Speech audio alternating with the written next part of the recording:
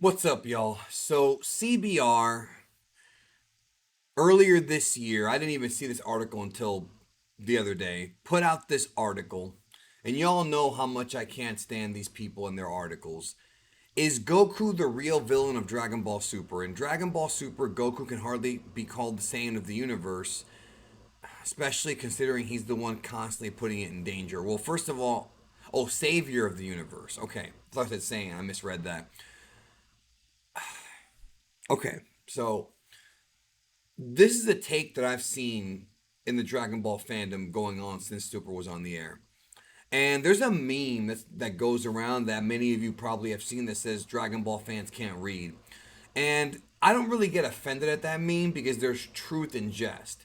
There's a lot of Dragon Ball fans, yo, that don't understand some of the most basic concepts in this series. They misunderstand or they forget things. And really, I think what a lot of it is that they read something online, like on Facebook or Instagram or whatever, and they go and consider it like fact. Like they read it on a meme page, consider it fact. We're going to talk about that here on this video today. So, this article is talking about how in Dragon Ball Super, Goku's the real villain. What do they mean by that? Well, I'll explain. I'll read what it says right here.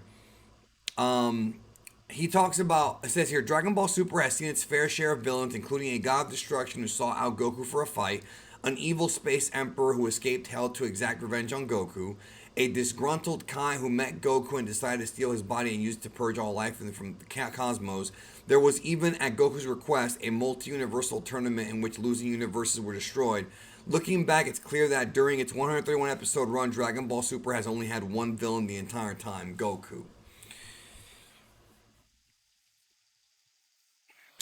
Okay, I'm not going to read the entire article. It's bad.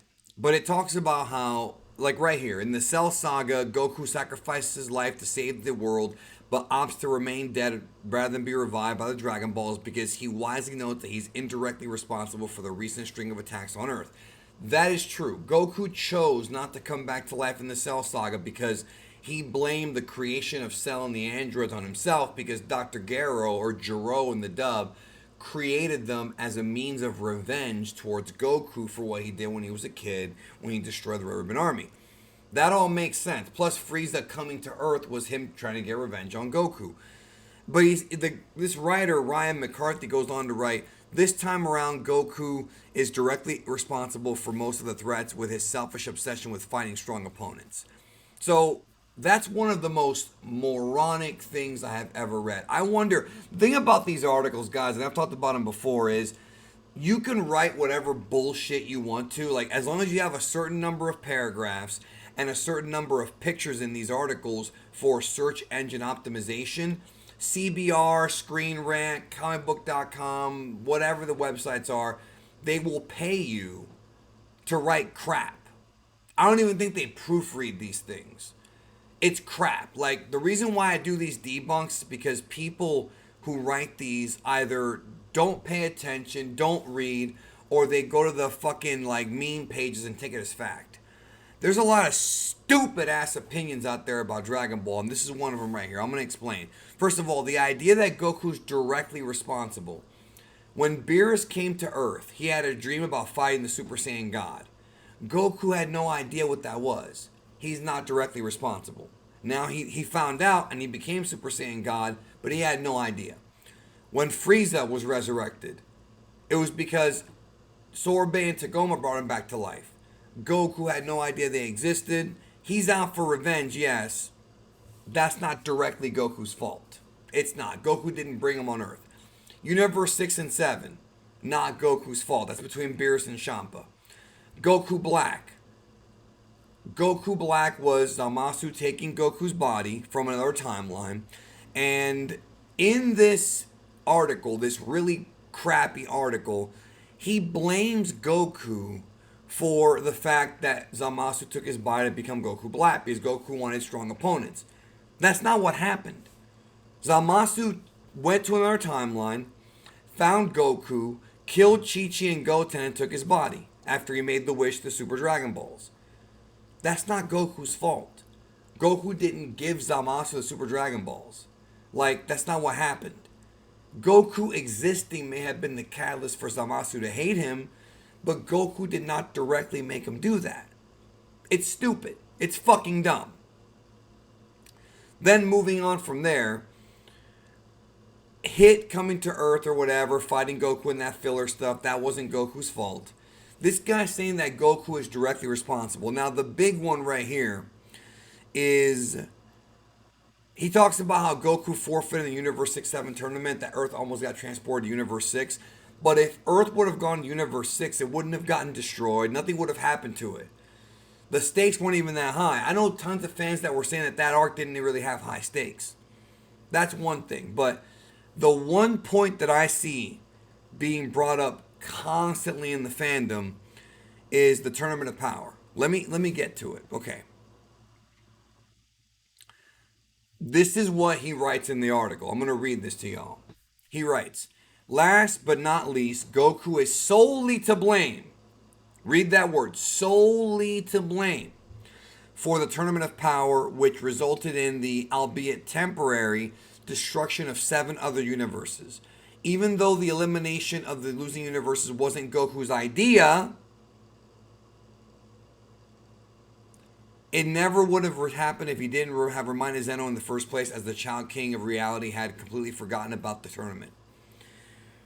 So in the same paragraph, this moron, Ryan McCarthy, contradicts himself in the same paragraph. He says, Goku is solely to blame. What that means is that it's only Goku's fault. Then the very next sentence, he says, even though the elimination of the losing universes wasn't Goku's idea. All Goku wanted to do, pay attention, y'all, pay attention. Go back and watch it. All Goku wanted to do was fight other opponents. He never once told Zeno to wipe out the universes. He never once condoned the destruction of the universes. He never was okay with it. He just wanted to fight other opponents. Nowhere in Goku's request did he say he wanted everybody else to die. That was all Zeno's idea. Goku can't control what Zeno does. Goku can't tell the Omni King what to do. It was not Goku's idea to have the other universes get wiped. It was the Omni Kings, not Goku. But people are blaming Goku for it. Did he want to fight other opponents? Yes, because Zeno brought it up to him before. And Goku wants to fight, to challenge other people. Sorry, he's always been like that. But he never wanted anybody to die. That's not in any of the fucking story. And it says here, Goku had been warned profusely about Omni King's penchant for pointless destruction and should have known better than to remind him about, well, anything. But that doesn't mean he knew the Omni King was going to destroy the entire universe. He wasn't okay with it. It was what it was. But people actually blame Goku. And what makes them, it's like people don't pay attention. What makes this whole thing really dumb is that the Omni King himself said, oh yeah, I was going to do that anyways. I was going to wipe away the universes anyways. And then at the end of the arc, he even says, if you didn't make the right wish, I would have wiped you out anyways. So he was going to destroy them no matter what. No matter what Goku had said. If anything, the Tournament of Power saved those universes. Because the Omni King was going to destroy them had Goku not reminded him of the Tournament of Power. He gave them a fighting chance. And when 17 in Universe 7 won and made the right wish, Zeno said, okay, I'm not going to destroy them.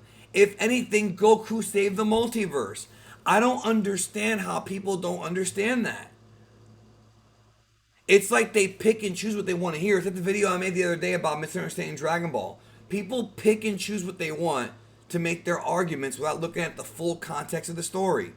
You can't pick one line from one episode and twist the narrative to fit what you want.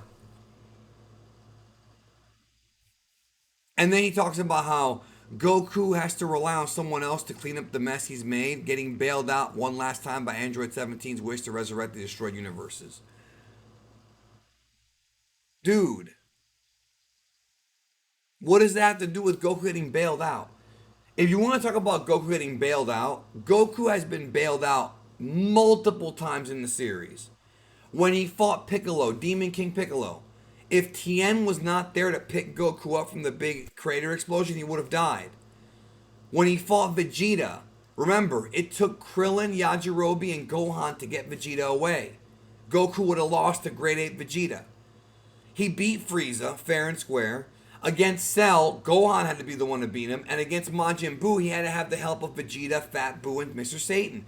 Goku almost never wins fights on his own. So in Dragon Ball Super, something similar happens. Yeah, he gets bailed out. Goku has been bailed out multiple times, even recently against Moro. Had it not been for Majin Buu and Vegeta, Goku wouldn't have beaten Moro either. And Beerus and Whis were there just in case, as backup. That's a problem with Dragon Ball Super that I definitely think needs to be fixed. But you can't say Goku's just getting bailed out now in Super when he's always been bailed out. That's part of the story of Goku's growth, is he realized that he needs his friends to help him. That's part of the Dragon Ball story. I want y'all to pay attention to this line right here. This is one of the most stupidest, melodramatic things I've ever read. Yo, look at what this guy writes. Dragon Ball Super has transformed Goku from the savior of the universe to a thoughtless harbinger of death and destruction.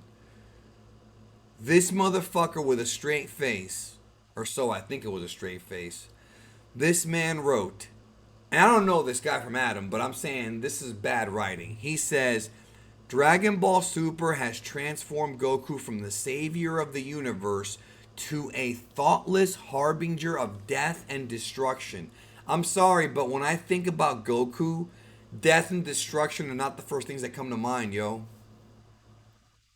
While he always stands between the villains he creates and their evil goals, he rarely does so for altruistic reasons. You're basically saying he's a hero but not for the right reason, but he's still a fucking hero. Like, the guy's contradicting himself in his own paragraph. Generally, he's just excited he has a new, powerful opponent. Right, that's Goku. He even goes as far as admitting that he's interested in fighting tougher enemies and saving the world is just a side effect. If a person is deemed a villain based on how many times they endanger the entire universe and force someone else to save it, then Goku's the most villainous character in Dragon Ball Super, and it's not even close.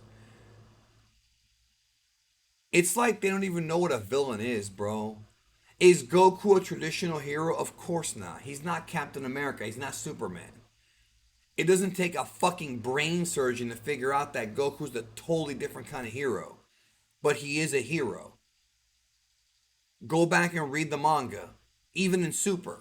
Maybe not as much, but the idea of this guy saying Goku's the thoughtless harbinger of death and destruction. How could you say that with a straight face? By the way, remember to subscribe and leave a like. And if you're new, subscribe, hit the notification button. Like, you can make an argument that Goku gets bailed out too much. That's fair. That's a fair point. I'm not going to argue that. But this idea that some fans have that Goku, if Goku had not gone to the Omni King may have woken up one day and wiped out everybody. Goku gave them a fighting chance. 17 was the one to make the right wish. But go back and watch the fucking arc. Don't read what some jack-off says on Facebook or on Instagram or what you hear on Twitter from somebody who just doesn't think. For God's sakes, people, think for yourself and read it. You know? I'm not saying I like the writing in Super, because there's a lot of trash writing in Super, let's be honest. But this idea that Goku endangered the universes, he gave them a fighting chance without even realizing it. And at the end of the day, Zeno still, because 17 made the right call, Zeno still brought back, or was okay with the universes not being destroyed. Zeno is the one that likes destruction, not Goku. Goku never told him, oh yeah, destroy the losers. He never said that. He just wants to fight. Was it, maybe he should have thought it through better? Well, maybe. Maybe he should listen to Beerus, but he's not the one that made that choice. It was Zeno. You know, it's like if I'm driving down the road and I see a hitchhiker and I pick up the hitchhiker and he kills me and my friends in the car, is it my fault? Maybe I shouldn't have picked him up, right? Fair point. But he's the one that killed me and my friends. I didn't tell him to do it. He's a psychopath. That's not my fault that I got killed. I'm trying to do a good deed here. And granted, it might be a bad analogy because Goku isn't really trying to do a good deed. He's trying to fight other opponents, but he had no idea that Zeno would want to destroy them. That wasn't part of his original plan. So to say he's a harbinger of death, like, again, guys, these articles are just written to get cheap money. Anybody can sit there and write like 6 paragraphs about Dragon Ball, barely scraping the surface of what the series is and try to make money off of it. And that's what this Ryan McCarthy did. And I don't think the people who write for these websites are actual fans, or they're very casual. Which there's nothing wrong with being a casual fan, but you can tell, write for CBR, like they'll take anybody as long as you write an article with these parameters. They will take anybody, yo. And it's like, don't listen to them, yo. I say watch/read the series and formulate your own opinion. That's what I always say. Anyways, that's it. Thanks for watching. I love you guys. Take care of yourself and each other. I'll catch you in the next one.